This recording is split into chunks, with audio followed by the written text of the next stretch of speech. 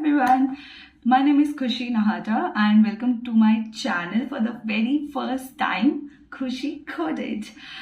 And let me tell you अभी के लिए, बिकॉज आई नो आप लोग सब सी स्टूडेंट्स हो और आप बहुत ज़्यादा फोकस हो अपनी स्टडीज़ पे और टाइम वेस्ट नहीं करना चाहोगे, तो मेरे बारे में जान के अभी के लिए क्या ही करोगे. So let me just tell you that मैं एक CA फाइनलिस्ट स्टूडेंट हूँ और ये जो वीडियो का पर्पस है SPM सेट ए एग्जामिनेशन. तो मैंने अपना सेट ए एग्जामिनेशन 30 जनवरी 2026 को क्लियर किया है कि मेरा एक्चुअली एक अटेम्प्ट लग चुका है SPM में. So after clearing all my SPM examination set C, D and B and the very first attempt, एक अटेम्प्ट लगा मुझे सेट A में. So in my first attempt I scored 42 marks, ये आप देख सकते हो. एंड उसके बाद अभी सेकेंड अटेम्प्ट मैंने दिया है यहाँ पे और बहुत सारी रियलाइजेशंस हुई और ऑल्सो ये रियलाइज हुआ कि SPM में we need very recent content कि किसका पेपर कितना नज़दीक है, उससे बहुत फ़र्क पड़ रहा है. क्योंकि मुझे लगता है कि ये वीडियो हेल्प कर सकता है जिनका भी अभी थोड़े टाइम में एग्जामिनेशन होने वाला है SPM सेट ए का, तो मैंने सोचा उनकी हेल्प हो जाएगी, तो मैंने ये वीडियो बनाने का सोचा है. ओके, तो अभी इस वीडियो में आई डिस्कस कि मेरे क्या क्या इनपुट्स हैं from my journey, first time fail होने से लेकर के सेकेंड टाइम भी. अच्छा, लेट मी टेल यू कि second time also I have not scored very good marks because genuinely मेरे को भी लगता था कि ऐसा हार्ड नहीं हो सकता, but it is hard. I have my friends around. There are some people जिन्होंने 2-4 दिनों में बहुत ही रैंडमली कैसे भी मैनेज करके they have cleared, and there are also people they are giving 4 to 5 attempts and still not cleared. मतलब मेरे को भी ऐसे, मतलब इट स्केयर्स यू राइट कि आपके आसपास अगर ऐसे लोगों का हो रहा है तो फिर आपका क्या होगा, एंड जब आपका एक और लग चुका होता है अटेम्प्ट. तो मेरे इनपुट्स ये हैं. सबसे पहली चीज़, फर्स्ट थिंग्स इज कि आपको पूरा सिलेबस कवर करने का मैक्सिमम ट्राई करना है.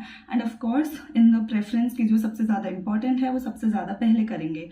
एंड इम्पॉर्टेंट चैप्टर्स अपने जितने भी हैं वो सब अपन को पहले करना है. एंड नेक्स्ट जो चीज़ है, मतलब कि मतलब छूट भी रहा है कुछ, तो that could be like the prevention chapter या compromise chapter and not something like SEBI जो मैंने की है गलती. But God's grace and always remember prayer works every time. तो कुछ भी करो या नहीं करो, please keep praying, he will help you. So उसके अलावा अभी मैं in the further video I will be sharing a list of 25 question जो मैंने रिमेंबर रख पाई हूँ कि जितने भी मेरे एग्जाम में आए थे तो कौन से प्रोविजंस पूछे गए थे, उसके जो क्वेश्चंस मैं जितना याद रख सकती हूँ मैंने आप लोग के लिए याद रखे हैं. और मैंने मेरे एग्जामिनेशन में जितना वेटेज मुझे याद है वो मैंने रखा है. एकदम नहीं याद है तो वो मैं आपको हेल्प कर सकती हूँ. तो फुल कवरेज बहुत इंपॉर्टेंट है. जैसे हम नॉर्मली क्या करते हैं कि सिर्फ इम्पॉर्टेंट कर लिए और थोड़े जो लीस्ट इंपॉर्टेंट है या B कैटेगरी है वो छूट जाते हैं, तो फिर बहुत हार्ड हो जाता है आपका क्लियर होना. ओके, तो सेकंड स्टेप इज़ कि आपको एक वीडियो मैं रेफर करने वाली हूँ, उसका लिंक मैं डाल दूँगी. I am very sorry that I don't remember the name of the creator, but उनका वीडियो मेरे फ्रेंड्स का अटेम्प्ट था 9th जनवरी को, they also got help from it. And मेरा अटेम्प्ट जो था 30th जनवरी को, उसमें भी मुझे काफ़ी हेल्प मिला बिकॉज उन्होंने जो चीज़ें बताई है उनमें से काफ़ी कुछ एज इट इज़ आ रहा है वो provisions. Another thing, practice guys, practice. There are so many things जो मैं आपको बता रही हूँ नॉट बिकॉज कि मैंने वो की है, बट क्योंकि मैंने पास एकदम ऐसे 52 पे किया है, सो आई नो कि there was so many chances कि मैं सेकेंड टाइम भी फेल हो सकती थी, but he was with me. And secondly कि क्यों मैं फेल हो सकती थी, बिकॉज मैंने ये वाली चीज़ें नहीं की थी. तो वो जो गलतियाँ हैं वो ये है कि I didn't have much time to practise the questions which I did plan but execute नहीं हो पाया था. So I will really recommend you. मैं अपने नीचे जो लिंक है उसमें डाल भी दूंगी सारा कंटेंट जो मैंने फॉलो किया. जैसे मैंने हर्ष गुप्ता सर को ही फॉलो किया था पूरा. I got there notes also printed and it is very important, print करवा लेना. ऐसा नहीं कि तुम ऑनलाइन ही पढ़ रहे हो, नहीं होगा guys. And to be very honest, Shubham Singhal sir and PW वाले सर भी जो है, both of them are really good, but I do feel that Shubham Singhal sir के जो वीडियोज़ है they are too lengthy if you are listening it for the first time, learning it for the first time. तो बहुत ज़्यादा breath taking हो जाता है, आपके दिमाग के लिए बहुत ज़्यादा लोड हो जाता है बिकॉज वो बहुत फास्ट जाता है. एंड वो सर वो खुद अग्री भी करते हैं बिकॉज उनके वीडियोस बने ही उस कॉन्सेप्ट से कि आप सब पढ़ लिए हो, उसके बाद आपको लास्ट मिनट रिविजन करना हो. सो आई लेट यू, मैं आपको जितने भी मेरे पास जितना कंटेंट है सारा नीचे डिस्क्रिप्शन बॉक्स में लिंक है उसमें अवेलेबल करवा दूंगी, एंड प्लस जो मैंने अपने क्वेश्चंस का लिस्ट बनाया है वो भी उसमें अवेलेबल करवा दूंगी। ओके, तो ये हो गया। अब third part, I guess I have discussed everything, most of the things. तो अभी I can discuss with you the questions जो मेरे अटेम्प्ट में आए हैं वो वाले। Just a second. ओके, तो सबसे पहले टॉकिंग अबाउट सेबी। तो सेबी बहुत बड़ा चैप्टर है guys, but like I don't know कि कैसे हो रहा है। जैसे मैंने बहुत सारे लोगों का सुना है कि LODR अब नहीं पूछ रहा, बट मेरे अटेम्प्ट में LODR was asked a lot, पूरा LODR पूछ ही लिया था। तो सेबी का काफ़ी अच्छा वेटेज आया था, IBC का काफ़ी अच्छा वेटेज आया था। सो सेबी में से LODR में से मेरे को रेगुलेशन 7 में जो इंडिपेंडेंट डायरेक्टर की जो रिक्वायरमेंट होती है उसके ऊपर क्वेश्चन आया था। जो नॉन एग्जीक्यूटिव डायरेक्टर के चेयरमैन है नहीं है वो वाला पॉइंट होता है। उसके बाद में 17A में से क्वेश्चन आया था। फिर जो ऑडिट कमेटी और नॉमिनेशन एंड रेम्यूनरेशन कमेटी होती है उसमें से मुझे एक केस स्टडी के थ्रू ये पूछा था कि भाई चेयरमैन जो है वो इंडिपेंडेंट डायरेक्टर हो सकता है नहीं हो सकता है पूरा। एंड गाइस सब कुछ केस स्टडी आने वाला है, एकदम डिटेल केस स्टडी आने वाला है, तो अपना ब्रेन फ्रेश रख के जाना। Like the first attempt I gave, मेरा ब्रेन इतना एग्जॉस्ट हो चुका था ऑलरेडी कि मेरे को देखने में भी कंप्यूटर को ऐसे आई स्ट्रेन हो रही थी। It was not a good experience at all. Okay, then next it was asked regulation 26 number of committees कि आप 10 committees 5 committees वाला जो क्वेश्चन होता है वो। फिर रेगुलेशन 29+2 में मेरे को पूछा था कि आपको अगर बायबैक ऑफ सिक्योरिटीज करना है उसके लिए आपको कितने दिन पहले परमिशन लेनी पड़ेगी मीटिंग से। That is 2 working days is the answer. फिर क्वार्टरली कंप्लायंस वाले में से मुझे पूछा था कि क्वार्टरली कंप्लायंस कितने दिनों में करना होता है। That was 21 days. फिर सेबी की पेनल्टी 15F और G एंड H ये तीनों मेरे को पूछे थे। फिर नेक्स्ट वाइंडिंग अप में से 328 वाला सेक्शन जो फ्रॉडुलेंट प्रेफरेंस वाला है वो पूछा था। Then there was this IBC में से क्वेश्चन था नॉन फंड बेस्ड जो लोन होता है क्या वो भी फाइनेंशियल क्रेडिटर की डेफिनेशन में कवर होगा, कि मतलब अगर किसी ने नॉन फंड बेस्ड लोन दिया है तो उसको भी क्या फाइनेंशियल क्रेडिटर ही मानेंगे हम। तो वो वाइंडिंग अप का एक अच्छा IBC का एक अच्छा क्वेश्चन था। Then after that there was section 7 IBC में जो था कि भाई आपको रिकॉर्ड ऑफ डिफॉल्ट भी देना पड़ता है ना, जो फाइनेंशियल क्रेडिटर होता है उसको सबमिट करना पड़ता है at the time of filing application to the NCLT, उसका एक क्वेश्चन आया था। देन कि आपको जो IBBI होता है जो insolvency and bankruptcy board of India, उसको 10 डेज के अंदर वो 10 डेज में आपको रिप्लाई करते हैं टू द रिकमेंडेशन, तो वो वाली बात भी पूछी थी, टेस्ट की थी। Then there was this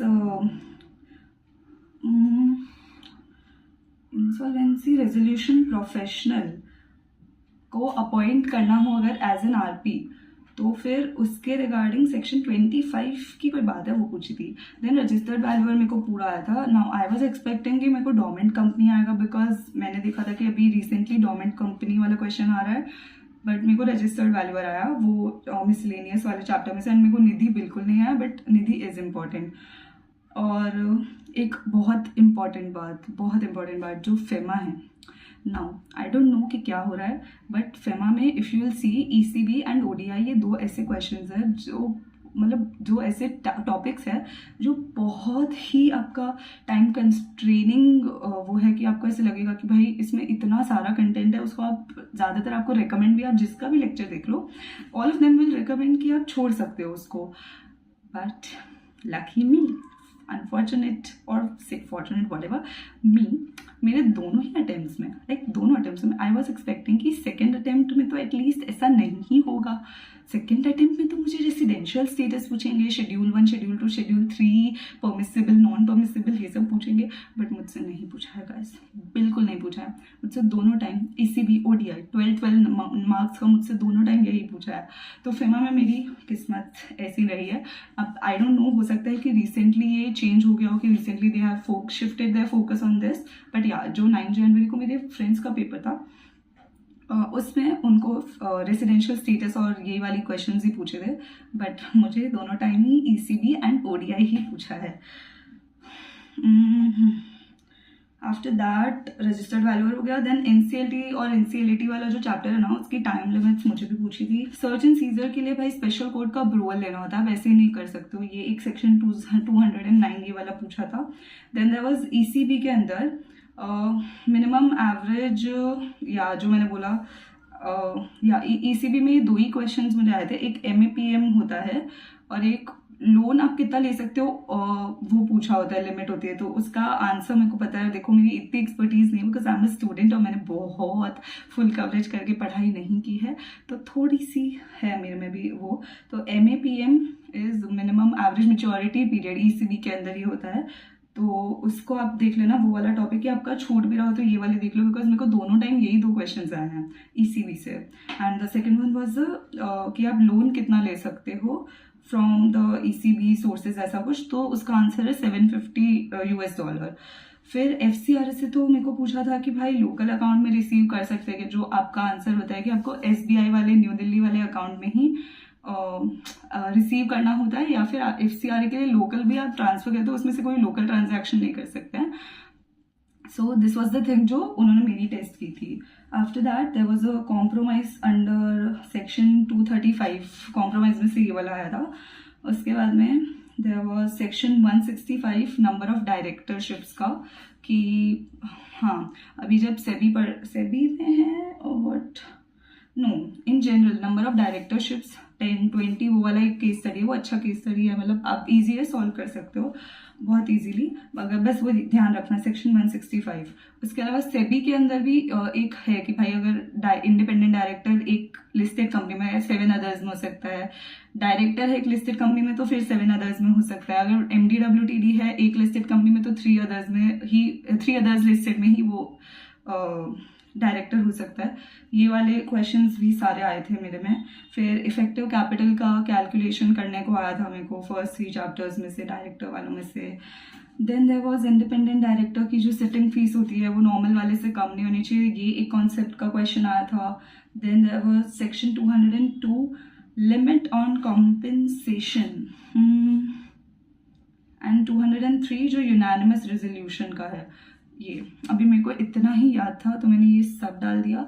so it is hard, I won't say कि बहुत हार्ड है, एटलीस्ट पास करना तो है पॉसिबल बहुत इजीली. थोड़ा सा फोकस्ड ब्रेन होना चाहिए. और ऐसा भी है कि जब आप पहली बार पढ़ते हो, ये मेरा पर्सनल एक्सपीरियंस है, it could be possible that आपके साथ चीज़ें डिफरेंट तरीके से वर्क करती हो, कि आपको अगर if your grasping power is too good तो शायद आपका डिफरेंट हो सकता है ओपिनियन. बट ऐसा है कि देखो मैंने जब एक बार पढ़ी है तो आप एक साथ इतना सब पढ़ रहे हो, you don't remember any limits.